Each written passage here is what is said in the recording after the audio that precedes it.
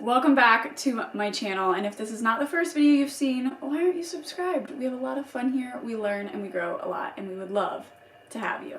Today I'm going to talk about things that literally changed my life as soon as I implemented them into my daily life and are free. Who doesn't love free stuff? Journaling. Not the typical journaling you would think, not like Dear Diary. It's me, Junie B. Jones. I'm kidding. But seriously, I'm kidding. Journaling about gratitude, which is very simple, to write down a list of things that you're grateful for. And it was something that when I worked at a rehab, they had the members do. And I decided to join in. And because of that, it changed my life. It's almost 3 years later, and I still do it to this day. And the way that it changed my life is it was so rewarding to see what was new on that list, what was super simplistic, what was different about my day that made it on the list, and then to see the crossover and the things that were always a consistent on my list. It helps put me in a place of presence.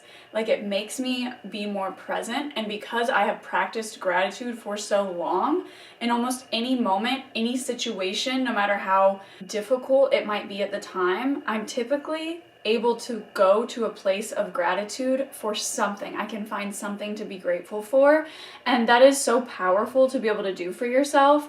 And I didn't realize a benefit of this would be to remember memories easier and to find the good and the bad so much simpler, but it was an immediate payoff that I noticed, and it always just brings me joy. And I think that it's very simple, very tangible, and very easy to apply in your everyday life. So if you don't or haven't ever wrote down a list of things that you're grateful for, I challenge you to do so. The next thing that immediately changed my life was questioning my beliefs and my relationship with money. And the first thing that actually made me or forced me into doing this was reading the book How to Make Money Like a Badass. It's a really good book if you haven't heard of it or read it. She came out with that book after writing How to Be a Badass, and I just read the money one because I was like, I want to know the secrets to making money like a badass. In that book, she asks a lot of journal prompt-like questions that forced me to question and really break down how I viewed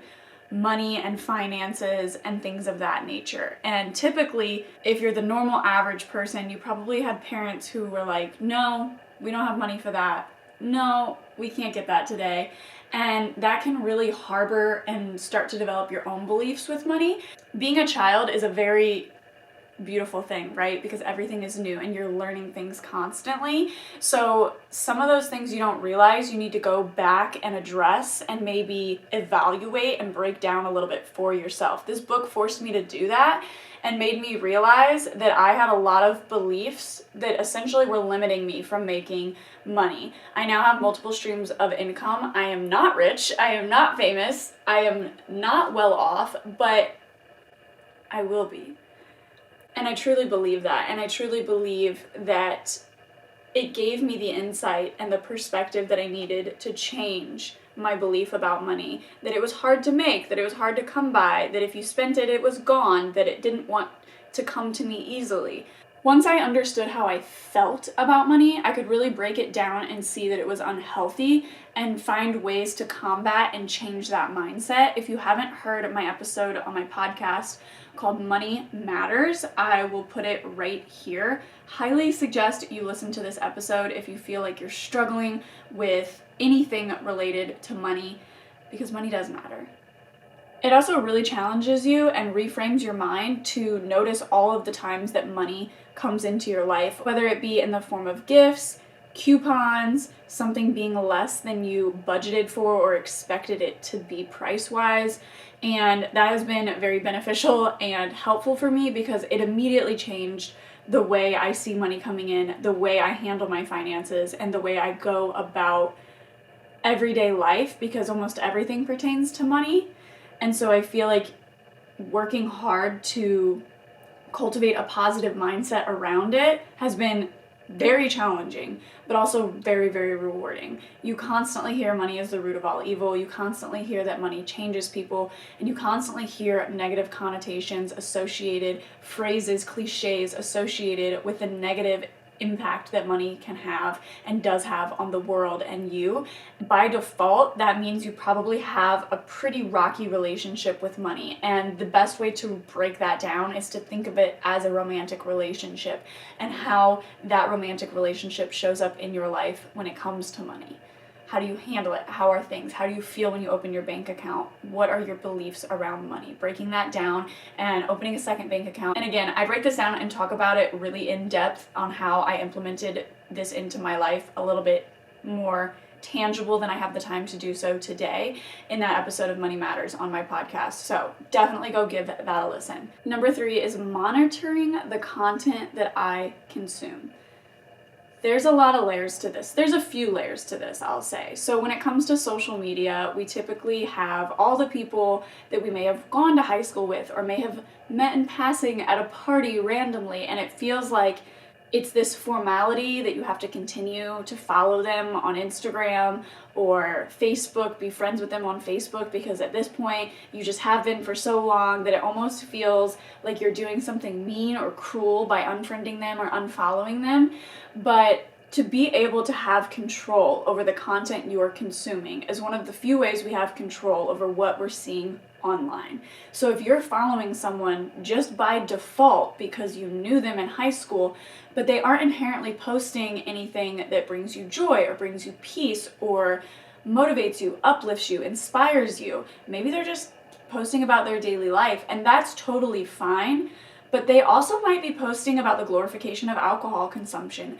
You might see them share memes that have to do and revolve around alcoholism. And if you're sober, like me, that can be really harmful, and it can also just be unhelpful. You know, it doesn't even have to be harmful as much as it just being unhelpful is unnecessary, right? So I let go of this weird belief that I had that I was doing something bad to someone by taking them off my newsfeed, by taking them off the daily content that I consume, because it allows me to have control again over what I am taking in, and that is some of the control that I have over my reality and what becomes my reality, what I'm thinking about, what I'm seeing, what I am just putting my eyes on every single day. As far as like alcohol ads, I have like most of them blocked. I always click see less like this. If there are content creators on TikTok that have content that solely revolves around alcohol, I have them blocked, because there will never be a time in my life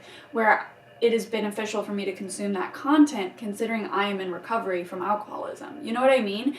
So this might be a little bit different from you. You might not be sober from alcohol, but you might have an eating disorder, or you might have body dysmorphia, and you might follow a lot of celebrities or someone you went to high school with that is this huge fitness guru girly that lost all this weight, and you're constantly putting yourself and pitting yourself against her and thinking like, why can't I do that? When if you just took that out of the equation of your daily life and the content you're consuming, it would be a lot easier for you to focus on yourself, your own goals, and figure out what works for you to get to a place where you want to be. You know what I mean? Another layer to this is celebrities. So I went and unfollowed almost every single celebrity and influencer. Again, I block the creators on TikTok that create content solely around the consumption of alcoholism, and they're funny and they're huge creators, but it doesn't matter because it's not helpful to the way I'm living my life. It's not conducive to the things that I want constantly being put on my mind, right? So by doing that, not only can you filter out the bad, unfollow, block, delete, unfriend the bad, it doesn't make you a bad person, by the way.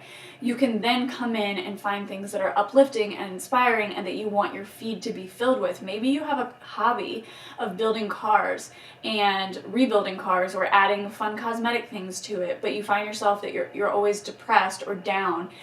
If you're following all these people that have all this money that are constantly able to do these builds and do it in a way that is almost like bragging, that's not going to be helpful to your depression and your ability to create the car and the vehicle and the cosmetic changes that you want to your automobile, right? But if you follow or find creators or influencers or brands that put out content that is more easy to digest and maybe friendly and helpful and educational and entertaining, you might be able to better perfect your hobby and enjoy your hobby versus feeling like you're constantly comparing yourself to how fast this person is being able to upgrade their very specific G8 Pontiac. I don't know. I'm trying to make this as, unilateral as possible, because it doesn't always have to do with how we show up online and life looking perfect and being like this beautiful, perfect woman. It can also come in ways of hobbies and feeling like you don't have as much money as someone, which might be true, but it's not fair. We shouldn't have to be constantly taking that in on a daily basis, and we shouldn't be putting that on our minds and making ourselves feel guilty about that issue. You know what I'm saying? The last and final layer, which I'm sure there are more layers, but the last and final layer of the social media and creating and just making sure I control the content I consume has to do with true crime. Now, this might be controversial, I don't know, but I am an avid true crime content consumer. I enjoy learning about true crime content. I enjoy learning about cases. I find it interesting. I find it helpful potentially for cases that are unsolved, depending on who you are and who you know and where your life has been, and maybe you're at the wrong place at the right time. I think that consuming that can actually be very beneficial, and having a lot of eyes through social media on unsolved, specifically cases through social media is better because of the lack of news coverage that those cases potentially may have not received. You know what I mean? But there came a time where I was literally consuming 6 to 8 hours of true crime content a day. Could not get enough, constantly listening to it, whether I was doing the dishes, whether I was driving to work, whether I was folding the laundry, whether I was going to bed at night, whether I was showering.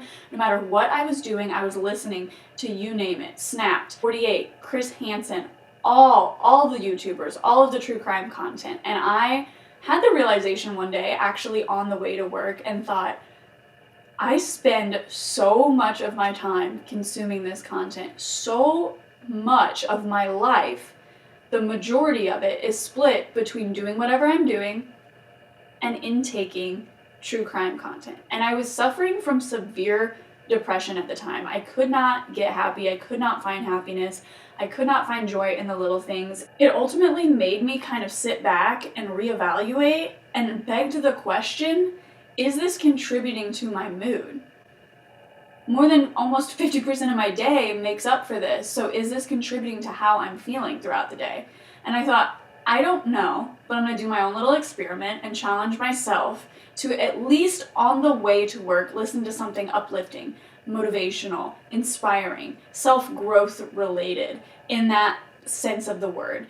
And I can still enjoy my true crime content. I'll listen to it on the way home from work, and that's the small little trade-off I can make for myself to do this little experiment and see if it changes anything about my life or my mood or my behavior. Newsflash, it did, and it was free, which is why you're watching this video.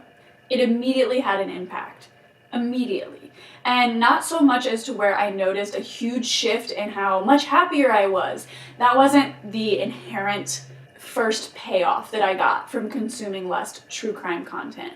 But what I did and what I was able to notice was that a lot of the true crime content that I was consuming wasn't necessarily beneficial. It was purely for entertainment, and I have switched my views because my values don't align with that anymore. I don't think that it is conducive or helpful to consume and be entertained by true crime solved cases. A way that I can learn more and do more, and specifically who I watch now, is True Crime with Kendall Rae. She lays out these cases in a way that is so respectful. It is also in a way that is so helpful to these victims, to their families. She has links, organizations. She constantly is coming up with ways that you can help, that you can give back, that you can help specific families, that you can help large organizations that help, like NCMEC and things like that. She does so much, and she does it so well in a way that there is a stark contrast to me when I'm consuming anyone else's true crime related content.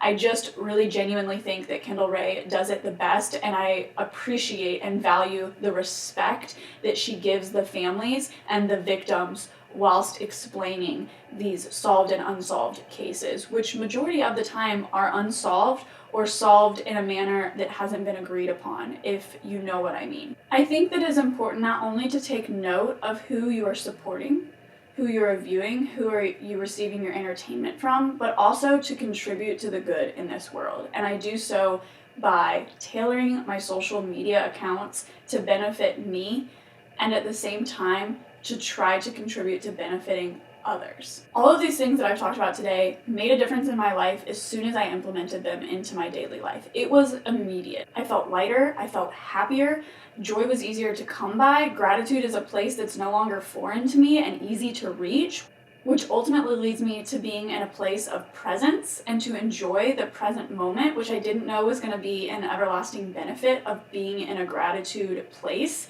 of gratitude. I honestly think that I owe it to these things that I just talked about. And I'm curious, have you done anything recently that you feel like changed your life or changed your perspective in any way for the better? Because I'm constantly looking to grow and improve, and I would love to hear it in the comments if you do have any suggestions or any life experiences that you think really contributed overall to you being a better version of yourself. I really am always looking for ways to feel and be better, and if you are in the same boat or you're similar, I think that you ought to subscribe, because that's what we do over here on my channel. Typically, right now I'm experimenting a little bit with different types of content. I like to teach about makeup, of course. Those videos don't do so well, but I have a podcast that's all about self-help and sobriety, recovery, advocacy, mental health, all of the things that I have done being in sobriety, because it truly forced me to take inventory of my life and change who I am and what I like to do and what I stand for, and really just make sure that I know where my values and my morals lie. So if that's something that interests you or you enjoyed this video, give it a thumbs up, subscribe, ring the bell, please do all the things. I would really love to have you over here. And again, if you have anything to leave in the comments, I respond to all of them and I read all of them, and I would love to hear it. Thanks for watching, and I will see you guys all in my next video.